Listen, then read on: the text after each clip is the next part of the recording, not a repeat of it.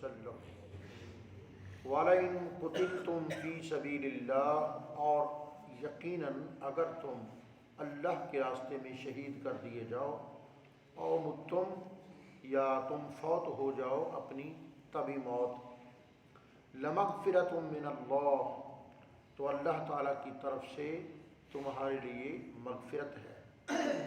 وَرَحْمَةٌ، اور رحمت ہے، اور یہ اللہ کے راستے میں شہید ہونا خیر مما یجمعون، بہت بہتر ہے اس سے جو تم جمع کرتے ہو، وَلَئِن مُتُّمْ، اور اگر تم فوت ہو جاؤ، او قتلتم، یا شہید کر دیے جاؤ، لَإِلَى اللَّهِ تُحْشَرُونَ، تو ضرور اللہ کی طرف تم جمع کیے جاؤ گے، فَبِمَا رَحْمَةٍ مِّنَ اللَّهِ، یہ خدا کی رحمت ہی ہے، لِنْتَ لَهُمْ، کہ اے محمد صلی اللہ علیہ وسلم، جس خدا نے آپ کو نہایت نرم مزاج بنایا ہے، وَلَوْ كُنْتَ فَظًّا، اگر آپ سخت ہوتے، غلیظ القلب، سخت مزاج، تند خو، لَانفَضُّوا مِنْ حَوْلِكَ، تو آپ کے قریب سے یہ لوگ چلے جاتے، فَاعْفُ عَنْهُمْ وَاسْتَغْفِرْ لَهُمْ، آپ انہیں معاف بھی فرما دیں اور آپ ان کے لیے دعائے بخشش بھی کریں، وَشَاوِرْهُمْ فِي الْأَمْرِ، اہم امور میں آپ ان سے مشاورت فرما لیا کریں، فَإِذَا عَزَمْتَ، مشاورت کے بعد جب آپ کسی کام کا عزم کر لیں، پختہ ارادہ کر لیں، فَتَوَكَّلْ عَلَى اللَّهِ، پھر انجام کار خدا پر چھوڑو، پھر خدا تعالیٰ کی ذات پر توکل اور بھروسہ کرو، ان اللہ یحب المتوکلین، بے شک اللہ تعالیٰ توکل کرنے والوں کو پسند فرماتا ہے۔ یہ سورہ آل عمران شریف کی آیت نمبر 157 اور 158 آیات اور ان کا ترجمہ پیش کیا گیا۔ آج کے درس قرآن میں تقریباً 10 موضوعات پر گفتگو ہو سکتی ہے۔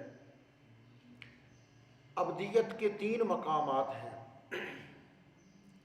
یا تو انسان خدا کے قریب ہوتا ہے کہ عذاب نہ ہو،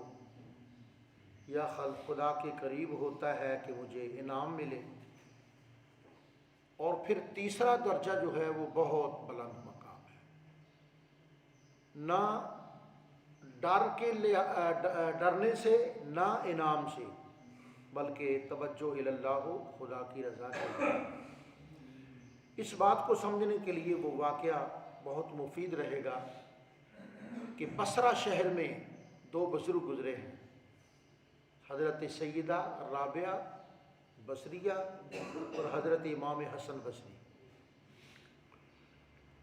ایک ہی شہر کے تھے اور ان کا دور بھی ایک ہی تھا۔ مائی صاحبہ بڑی تیزی سے جا رہی تھی، ہاتھ میں 2 پیالے تھے، ایک میں پانی، ایک میں آگ۔ حسن بصری آگے آگے فرمایا بہن جی آپ تو آج تو جلدی میں ہیں، کدھر جا رہی ہیں؟ فرمایا حسن بھائی کیا بتاؤں کہ لوگوں کو پتہ نہیں کیا ہو گیا، ہم پنجابی میں کہتے ہیں وج کھج گئی، لوگوں کو پتہ نہیں کیا ہو گیا ہے کہ وہ خدا کی عبادت کرنے لگے ہیں دوزخ کے ڈر سے، اور کچھ لوگ ایسے ہو گئے ہیں کہ وہ خدا کی عبادت کرتے ہیں جنت کے حصول کے لیے۔ میں اس پانی سے خدا کی ایسی دوزخ کو بجھانے چلی ہوں اور اس آگ سے ایسی دوزخ کو، جنت کو جلانے چلی ہوں۔ وہ بڑی باریک مسئلہ سمجھا رہی تھی کہ یہ کیا ہوا، یہ کوئی بندگی تھوڑی ہے کہ میں نماز پڑھوں، میں روزہ رکھوں، میں نیکی کروں اس لیے کہ دوزخ میں نہ چلا جاؤں۔ بھائی یہ تو خوف دوزخ کا ہے، خدا کا پیار تو نہ ہوا، ٹھیک ہے بھائی میں اس لیے عبادت کر رہا ہوں کہ میں جنت میں چلا جاؤں، تو پھر یہ تو حور و قصور کا لالچ ہوا نا۔ تو آپ نے فرمایا حضرت یہ مسئلہ ذرا کھول کے بیان کر دیں، بہن جی آپ یہ مسئلہ نا ذرا واضح کر دیں، عوام کو نہیں سمجھ آئے گی اتنی باریک بات۔ فرمانے لگے کہ اہل حق کے نزدیک وہ عورت ہے جو جنت کے حصول کے لیے عبادت کرے، کہ عورت حق مہر کے لالچ میں زندگی بقیہ ایک مرد کی چھتری کے نیچے گزارنے کے جذبے میں ایک نیا گھر اور ماحول حاصل کرنے کے لیے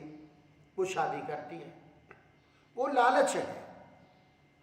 اس کو پیار نہیں ہوتا، لالچ ہوتا ہے۔ تو یہ لالچی لوگ ہیں، یہ مرد نہیں ہیں، یہ عورتیں ہیں جو جنت کے حصول کے لیے اللہ کی عبادت کرتے ہیں۔ اور فرمایا کہ اس کا معنی یہ ہے کہ جو لوگ اللہ کی عبادت خدا کے خوف سے کرتے ہیں یہ تو نرے خسرے ہیں۔ جی یہ کیا ہوا کہ دوزخ کے عذاب سے ڈرنے کے لیے عبادت؟ تو فرمایا اچھا بہن جی آپ بتائیں کہ آپ کے نزدیک مرد خدا کون ہے؟ فرمایا نہ جو خود دوزخ سے ڈرے اور نہ جنت کی لالچ کرے، وہ رب کی عبادت صرف خدا کی رضا کے لیے ہے، صرف خدا کی رضا کے لیے، کہ میرا سونا رب راضی ہو جائے گا، میں یہ کام کروں میرا خدا راضی ہو جائے گا۔ باقی سب عورتیں ہیں اور ہجڑے ہیں، اور مرد خدا وہ ہے تصوف میں جو صرف خدا کی عبادت کرے اس کی رضا کے لیے۔ تو اس آیت میں تینوں درجے بیان ہو گئے، لمغفرۃ من اللہ، یہ ہے دوزخ کے ڈر سے مغفرت ہو جانا، ورحمۃ، اور رحمت کا حصول یعنی جنت کی نعمتیں، اور اگلی آیت میں فرمایا لَإِلَى اللَّهِ تُحْشَرُونَ، یقیناً تم اللہ کی طرف اٹھائے جمع کیے جاؤ گے، یعنی تمہارا مقصد خدا کی رضا ہونا چاہیے، نہ دوزخ کا خوف نہ جنت کا حصول۔ اس کے بعد ارشاد فرمایا ہے فَبِمَا رَحْمَةٍ مِّنَ اللَّهِ، اے پیارے حبیب بتاؤ تو صحیح کہ یہ خدا کی رحمت نہیں ہے، یہ خدا کی نری مہربانی ہے۔ کیا بلا لِنْتَ لَهُمْ، کہ آپ کو اللہ پاک نے مہربان بنایا ہے،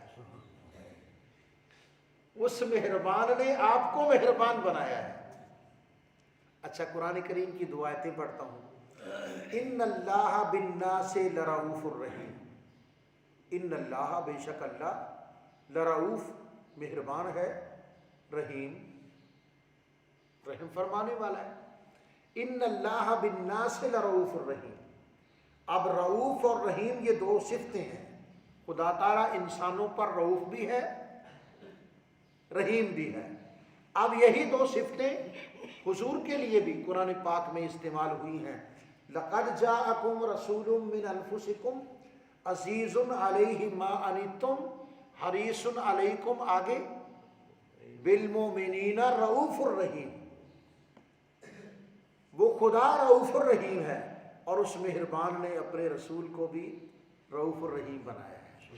صلی اللہ تعالی وسلم۔ قرآن کریم میں 3 خصوصی آیات ہیں جو نبی کریم علیہ السلام کی شفقت کو اور خلق خدا کے ساتھ جو آپ کو محبت ہے، جب کوئی کافر قتل ہو جاتا تھا یا اپنی طبی موت مر جاتا تھا، سرکار علیہ السلام کو بہت دکھ ہوتا تھا، بہت دکھ ہوتا تھا کہ ہائے کاش یہ کفر کی موت نہ مرتا، اس کو ایمان نصیب ہو جاتا، یہ جنت میں چلا جاتا۔ سرکار کے یہ پاک جذبات ہوتے تھے۔ اب 3 آیتیں ہیں، ایک تو آیت میں نے پڑھ دی عزیز علیہ ما عنتم، کہ یہ رسول تشریف لائے ہیں تم میں کہ تمہارا کسی مشقت میں پڑ جانا ان کی جان پر بڑا بھاری اور گراں گزرتا ہے۔ رحیم جو ہوئے، مہربان جو ہوئے، ایک آیت، اور دوسری یہ آیت ہے فَبِمَا رَحْمَةٍ مِّنَ اللَّهِ لِنْتَ لَهُمْ، تو کیسی کچھ اللہ کی مہربانی ہے کہ اے محبوب محمد صلی اللہ علیہ وسلم آپ نرم دل ہیں، آپ تند خو سخت مزاج نہیں ہیں، آپ کو اللہ نے بڑا ہی شفیق بنایا، بڑا ہی مہربان بنایا صلی اللہ تعالی علیہ وسلم۔ اور تیسری آیت تو پھر بڑی مشہور ہے وَمَا أَرْسَلْنَاكَ إِلَّا رَحْمَةً لِلْعَالَمِينَ، اس کے بھی دو معنی ہیں، ایک علامہ مودودی نے معنی کیا ہے اور وہ بھی درست ہے۔ وما ارسلنا یہ فعل ہے ماضی، وما ارسلنا ہم نے آپ کو نہیں بھیجا، کا آپ کو، الا رحمت للعالمین۔ اب ہاں اگر اس کا یہ ترجمہ کریں، اور ہم نے آپ کو نہیں بھیجا مگر سارے جہانوں کے لیے رحمت بنا کر بھیجا ہے، تو اس کا معنی یہ ہوا کہ ہم رحمت للعالمین کو کاف کا حال بنا رہے ہیں۔ وما ارسلنا کا، ایک کا تعلق رحمت للعالمین سے ہے، کا ذوالحال ہے اور رحمت للعالمین حال ہے، تو وما ارسلنا کا اس کا کے ساتھ تعلق ہے رحمت للعالمین کے ساتھ، کہ سارے جہانوں کے لیے رحمت کون ہے؟ کا، اے محمد آپ ہیں صلی اللہ علیہ وسلم۔ علامہ مودودی رحمۃ اللہ علیہ نے ترجمہ اس کا اور کیا ہے، انہوں نے رحمت للعالمین کو متعلق کیا ہے نا کے ساتھ، وما ارسلنا رحمت للعالمین کا، یوں انہوں نے عبارت بنائی کہ بھائی رحمت للعالمین کا تعلق نا سے ہے۔ اب معنی یہ بنے گا کہ اے حبیب محمد مصطفیٰ صلی اللہ علیہ وسلم، یہ خدا کی رحمت ہے سارے جہانوں کے لیے کہ آپ کو اللہ نے مہربان بنایا جی۔ اور یہاں بھی وہ مفہوم موجود ہے، فبما رحمت من اللہ، اب رحمت کا تعلق اللہ تعالیٰ سے کر دیا کہ یہ اللہ کی رحمت ہے کہ آپ کو لنت لہم، آپ کو نرم مزاج بنایا، آپ کو خلق خدا پر مہربان بنایا اے محمد صلی اللہ علیہ وسلم۔ دونوں طرح معنی صحیح ہے کہ حضور سارے جہانوں کے لیے رحمت ہے، یہ بھی ٹھیک ہے، اور یہ خدا کی رحمت ہے کہ اللہ تعالیٰ جل جلالہ نے حضور کو مہربان بنایا، معنی ایک ہی ہے۔ آگے ارشاد فرمایا وَلَوْ كُنْتَ فَظًّا، آپ اگر سخت مزاج ہوتے تو پھر لوگ تتر بتر ہو جاتے ہیں جی۔ حضرت جلال الدین رومی کا ایک شعر ہے فارسی میں، شعر تو یاد ذہن میں نہیں ہے، اس کا مفہوم ہے کہ جو سرکہ ہوتا ہے نا، سرکہ، سرکے کے اندر اگر مکھی گر جائے تو وہ پرواز کر کے نکل جاتی ہے، کیونکہ اس میں ترشی ہوتی ہے، وہ میٹھا نہیں ہوتا، اس میں ترشی ہوتی ہے، ترش چیز میں وہ گری اور نکل گئی۔ لیکن جو شہد ہوتا ہے وہ ترش نہیں ہوتا، وہ بہت میٹھا ہوتا ہے۔ اب اس میں اگر کوئی مکھی گرتی ہے نا تو وہ الجھ کے رہ جاتی ہے، وہ نہیں اڑ سکتی، وہ وہاں رک جاتی ہے، پھنس جاتی ہے۔ تو حضرت نے یہ اصل میں بیان یہ کیا ہے کہ ترش جو چیز ہے نا وہ مؤثر نہیں ہوتی، میٹھی چیز اثر کرتی ہے، میٹھا بول اثر کرتا ہے۔ پیارے حبیب جب تک آپ بولتے ہیں نا، رحمت کے پھول جھڑتے ہیں، اس خوشبو میں ہی لوگ مست ہو جاتے ہیں جی۔ آپ کے اخلاق کے خوشبو میں لوگ مست ہو جاتے ہیں، اور وہ پرلے درجے کے جو احمق ہیں وہ کہتے ہیں جادو ہو گیا۔ جادو نہیں ہو گیا، یہ اخلاق محمد رسول اللہ کا کمال ہے کہ حضور اس طرح بولتے تھے، کلام فرماتے تھے، لوگ رک جایا کرتے تھے کہ اس طرح کا نہ کوئی انسان دیکھا ہے نہ اس طرح کا کوئی کلام سنا ہے۔ حضور کے اخلاق کی جو تھی نا محبت اور چاشنی جی، وہ لطف اور لذت اور سرور، اس سرور کے اندر ہی لوگ جی گرفتار ہو جاتے تھے۔ حضور دل سے کلام فرماتے تھے جی، دل کی گہرائیوں سے حضور محبت کا اظہار کرتے تھے۔ تو دیکھا پیارے حبیب، آپ کو میں نے رحمت بنایا تو لوگ کس طرح آپ کے ارد گرد جمع ہو جاتے ہیں۔ لَنْفَضُّوا مِنْ حَوْلِكَ، میدان احد میں ایک دفعہ اجتماعی طور پر لوگوں نے تیر مارے، ایک صحابی دیکھ رہے تھے رضی اللہ تعالیٰ عنہ، کیا نام تھا، کہ لوگوں نے اس طرح تو وہ جلدی سے سرکار دو عالم صلی اللہ علیہ وسلم کے آگے آ گئے، سارے تیر اپنے سینے پر لے لیے، جام شہادت نوش کر لیا، حضور پر جان قربان کر۔ یہ کیسے ہو گیا جی؟ یہ حضور کی رحمت کا یہ تاثر تھا۔ اور ارشاد فرمایا فاعف عنہم، غصہ تو پیارے حبیب آپ کو ہے کہ انہوں نے گھاٹی کیوں چھوڑی تھی، معاف کر دو نا، جب میں نے ان کو معاف کر دیا ہے، جب میں نے ان کو معاف کر دیا ہے آپ بھی معاف کر دیں، معاف بھی کریں، اور واستغفر لہم، ان کی مغفرت کے لیے دعا بھی فرمائیں۔ میری بارگاہ میں کرنی نا دعا، میں نے بخشنا ہے نا، تو میں ویسے بھی بخش سکتا ہوں، لیکن چاہتا ہوں کہ تیرے وسیلے سے ان کی بخشش ہو، تمہارے زبان مبارک سے نکلے کہ اے اللہ ان کی بخشش فرما۔ واستغفر لہم، اب ایسا کیا کرو، وشاورہم فی الامر، اہم امور میں ان سے مشورہ کر لیا کرو۔ اور غزوہ احد کے لیے جو میدان میں نکلے تھے سرکار نے مشورہ ہی کیا تھا، سرکار کا ذاتی مشورہ تھا کہ باہر نہ نکلا جائے،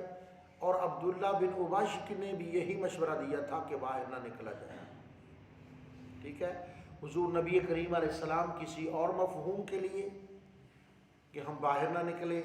لیکن عبداللہ بن ابی جو منافقین کا سردار تھا وہ بزدلی دکھاتا ہوا کہ جی باہر نکلیں گے تو موت ہوگی، تو چھوڑ کر بھی آ گیا۔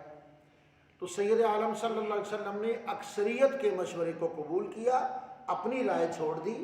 ان کی رائے پر عمل کرتے ہوئے میدان احد میں آ گئے۔ تو اس بات کو ثابت رکھا جا رہا ہے، منسوخ نہیں کیا جا رہا۔ فرمایا پیارے حبیب آپ کا یہ جو کام تھا نا کہ مشورہ، یہ بہت اچھا ہے۔ وشاورہم فی الامر، آج آپ اپنے اصحاب کو جمع کر کے مشورہ کریں گے تو مشورہ کرنا سنت جاریہ بنے گا، قیامت تک آپ کی امت گھریلو مسائل میں، خاندانی مسائل میں، تجارتی مسائل میں، دیگر دنیاوی مسائل میں، دینی مسائل میں بیٹھ کر مشورہ کر لیا کریں گے۔ مشورہ کرنا سنت رسول اللہ ہو جائے گا۔ اچھا، جب انسان مشورہ کرتا ہے، مختلف قسم کے لوگ ہوتے ہیں، مختلف ذہن ہوتے ہیں، کوئی مثبت سوچتا ہے، کچھ اس چیز کے بارے میں منفی سوچتا ہے، پھر اچھی کوئی رائے قائم ہو جاتی ہے، اور جب آپ اچھی رائے قائم کر لیں فَإِذَا عَزَمْتَ، جب آپ ارادہ مصمم کر لیں فَتَوَكَّلْ عَلَى اللَّهِ، پھر خدا کی ذات پر چھوڑ دو جی۔ جب تم نے مشورہ کر لیا، ایک بات پہ تم نے فیصلہ کر لیا کہ یہ کریں گے، اس وقت کریں گے، اس طرح کریں گے اور یہ کام کریں گے، تو پھر اس کا انجام کار خدا پر چھوڑو۔ فَتَوَكَّلْ عَلَى اللَّهِ، اللہ کی ذات پر بھروسہ کرو۔ ان اللہ یحب المتوکلین۔ اللہم صلی علی سیدنا